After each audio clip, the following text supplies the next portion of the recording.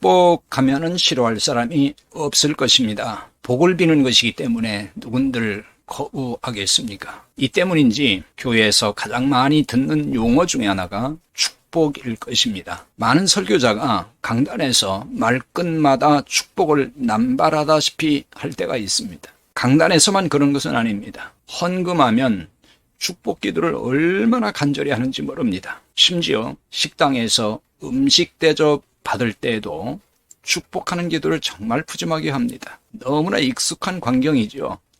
이게 무엇이 문제냐고 이의를 제기할 목회자도 있을 것이고 또 교인이 적지 않을 것입니다. 하지만 냉철하게 곰곰이 성경적으로 성찰하면 문제점이 보입니다. 전혀 보이지 않는다면요, 바로 이게 문제예요. 축복 기도가 왜 문제가 되느냐고 할지 모르지만요, 축복 자체가 문제가 아니라 관행적으로 하는 축복 기도에 불편한 진실이 있기 때문입니다. 성도에게 복을 비는 것을 누가 나쁘다고 하겠습니까?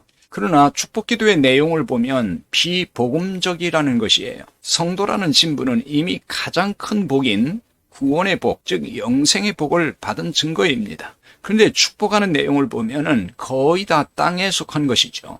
헌금하면 바친 것에 100배, 1000배 복을 달라고 간청을 합니다. 식사 대접을 받으면서도 이와 유사한 내용의 기도를 하지요.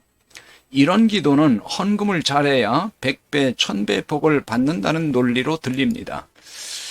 기도하면 하나님이 응답하십니다. 기도는 반드시 하나님이 들어주시죠. 그렇다면 100배, 1000배로 갚아달라는 기도가 그대로 이루어져야 맞습니다. 하지만 이렇게 기도한 결과로 재산이 100배, 1000배로 증식된 사람이 과연 있을까요? 주변에 그런 사람이 있다고 할지 모르지만 똑같은 조건에서 응답받은 사람이 있고 응답받지 못한 사람이 있다면 하나님이 차별하신 것이 되지 않을까요? 그러나 하나님은 누구나 차별하시지 않습니다. 따라서 다 100배, 1000배 복을 받지 못했다면 이것은 분명 잘못 기도한 증거가 아닐 수 없습니다. 그런데도 왜 이런 기도를 멈추지 않을까요? 복음에 무지하여 그럴 수 있습니다. 헌금을 복받는 수단으로 한다면 복음을 모르는 것입니다. 헌금은 받은 은혜, 받은 복에 감사하는 표현일 뿐입니다. 헌금에서 몇백 배, 몇천 배의 물질이 생긴다면 이보다 남는 장사가 없고 수익을 내는 투자도 없을 거예요. 하지만 헌금 잘하는 교인 중에 왜 가난하게 사는 이들이 있을까요? 아니, 평생 11조헌금을 비롯해서 각종 헌금이란 헌금은 다 했던 교인이 가난하게 사는 것을 어떻게 설명하겠습니까? 그리고 이런 축복 기도를 하는 또 하나의 이유는 교인의 마음을 사기 위함일 수 있습니다. 몇 100배, 1000배 축복하니 얼마나 흐뭇할까요? 당장이라도 부자 될 것 같고 뭔가 잘 될 것 같은 느낌을 받습니다.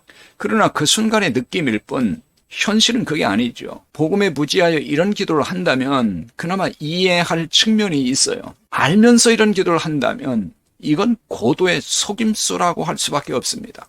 더 심각한 것은 이런 기도에 익숙한 교인은 복음을 깨닫기 어렵다는 점이에요. 결국은 뭘 잘해야 복을 받는다는 율법주의, 기복주의 신앙으로 뿌리를 깊이 내릴 것입니다.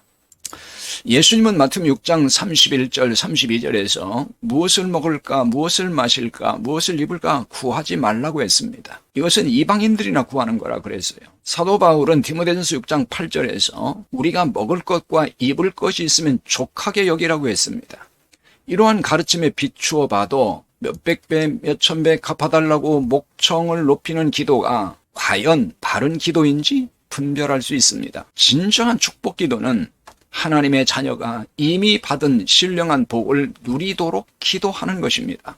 그리고 아직 구원받지 못한 사람이 구원받도록 기도하는 것이 진정한 축복 기도예요. 이런 점에서 한국교회 안에 만연한 축복 기도는 불편한 진실이 아닐 수 없어요. 이제는 축복 기도가 달라져야만 하겠습니다.